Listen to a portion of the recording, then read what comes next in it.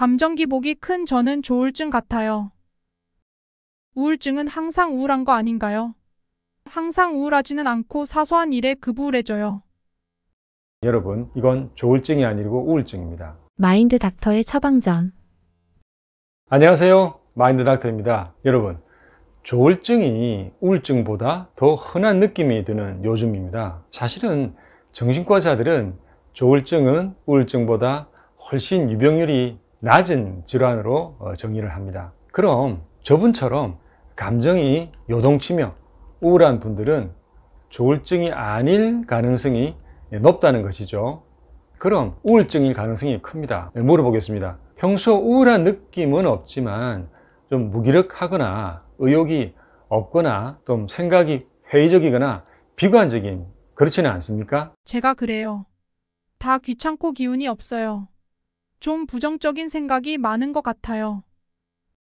그렇다면 그게 바로 우울증입니다. 청소년, 또 젊은 연령, 노령기에서는 기분보다는 이렇게 나타납니다. 검사에는 이상이 없는 통증, 피로감, 무기력, 초조, 불안, 이런 것이 동반되는 것이 아주 흔합니다. 그러다 스트레스로 악화될 때 심한 불쾌감이나 짜증, 분노, 슬픔에 이러한 우울 증세가 폭발하듯이 튀어나오죠. 감정 기복이 심하다고 지적을 받게 됩니다. 자, 그렇지만 여러분, 이건 조울증이 아니고 우울증입니다. 그럼 조울증은 어떤 것이냐고요?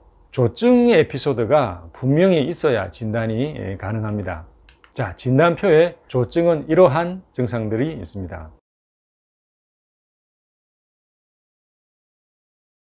자, 어떻습니까?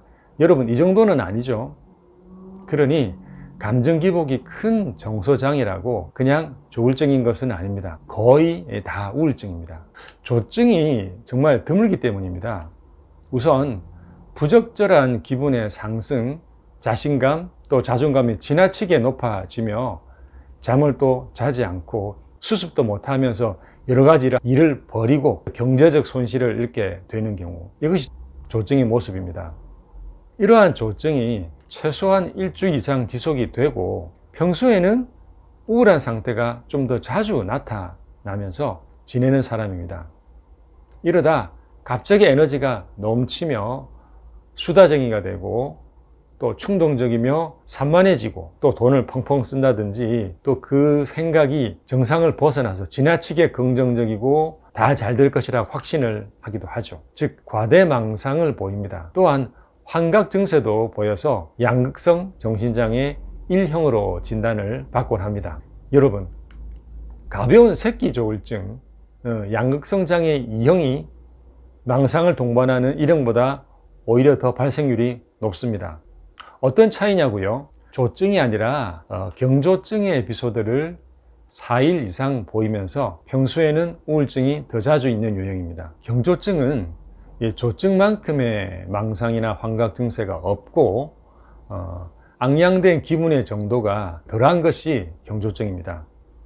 부적절한 기분의 상승으로 너무 들뜨고 말은 좀 많아지고 산만해져서 주위 사람들이 걱정할 정도가 되죠.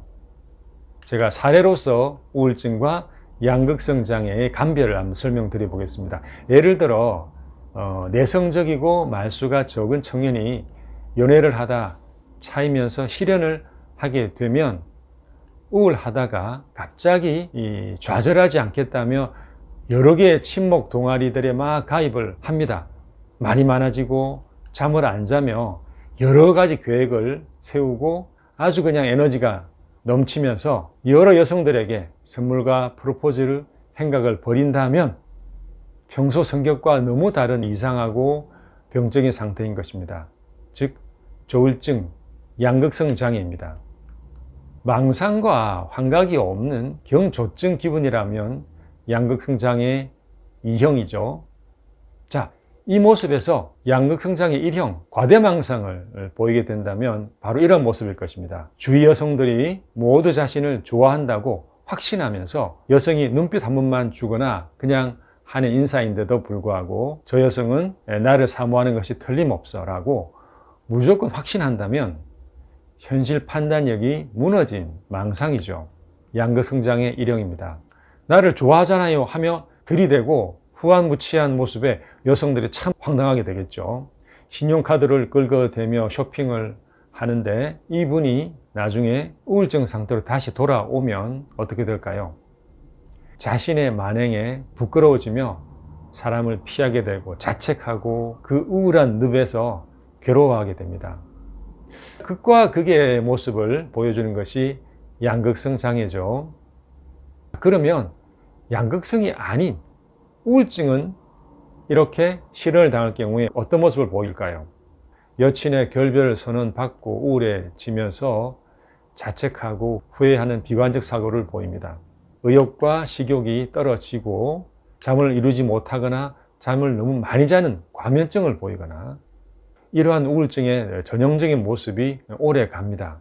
갑자기 부적절한 기분이나 자신감의 상승 등 이러한 모습을 절대 보이지 않습니다. 이러다가 점차 기분이 회복되기는 하죠. 정신건강의학과에서 제대로 치료를 받으면 다시 우울증의 나락으로 떨어지지 않게 치유가 됩니다.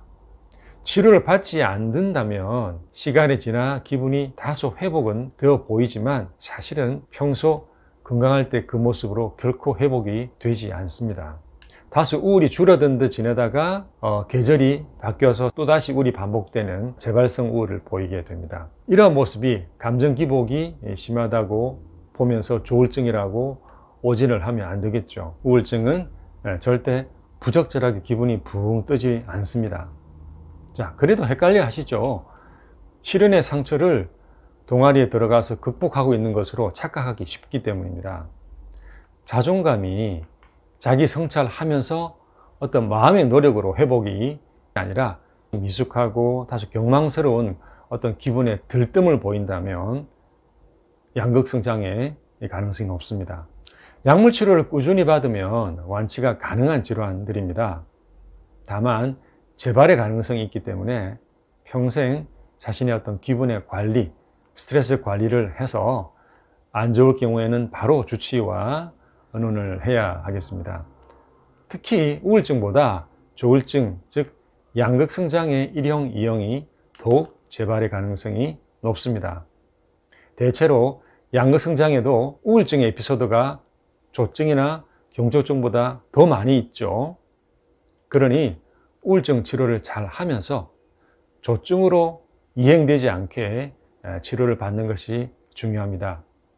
자, 그런데 조심해야 할 주의사항이 있습니다. 양극성 장애에서 우울할 때 그 기분 회복을 위해서 SSRI, 즉 세로토닌 제흡수억제제 같은 대표적인 우울 치료제를 사용하면 이 조증으로 붕 뜨게 됩니다. 해서 양극장애의 치료제는 리튬이나 발포레이트, 라모트리진 같은 기분 안정제나 항경련제를 사용을 하고 있습니다. 우울증이 조울증으로 진행하는 경우는 거의 흔하지 않습니다. 진행한다면 이번은 원래 조울증이었을 가능성이 높습니다. 즉 서로 다른 병인 거죠. 조울증의 경우 가족력이 우울증보다 더 흔한 거 명심해 주시기 바랍니다. 여러분의 가족의 역사, 즉 조상과 친척의 그 병력을 알아보시는 것이 아주 중요합니다. 스트레스를 받아서 우울증과 또 조울증이 생긴다는 것을 부정할 수는 없죠. 하지만 스트레스가 원인으로 작용하지 않는 병이 있을까요? 즉 애매한 원인보다는 아주 분명한 요인이 질환의 진단에 중요합니다. 자신의 가계도에 우울증, 양극성 장애가 있는 분이 있다면 여러분에게 나타날 가능성이 그렇지 않는 분보다는 훨씬 높습니다. 양극성 장애, 즉 경조증, 조증을 보이는 경우 단순 우울증과 헷갈릴 수 있다고 했었죠. 또 하나 감별할 병이 있습니다. 바로 ADHD입니다. ADHD는 좀 산만하고 들뜨고 충동성을 보이는 증후군이죠. 특히 젊은 분들에서는 경조증과 ADHD가 좀 비슷한 모습일 수도 있습니다. 자신이 ADHD라고 여기는 분은 한 번 정도 혹시나 양극성 2형이 아닌지 전문의와 상담해 보시기를 좀 부탁드립니다. 양극성 장애는 길게 보면 꾸준한 우울증 사파들이 있어 오다가 몇 번의 경조증 또 조증의 에피소드가 있는 것이 근본적으로 다른 질환과는 감별점이죠. 인터넷에서 자가 진단해서 확신하지 마시고 정신건강의학과 전문의와 상의해 주시기 바랍니다.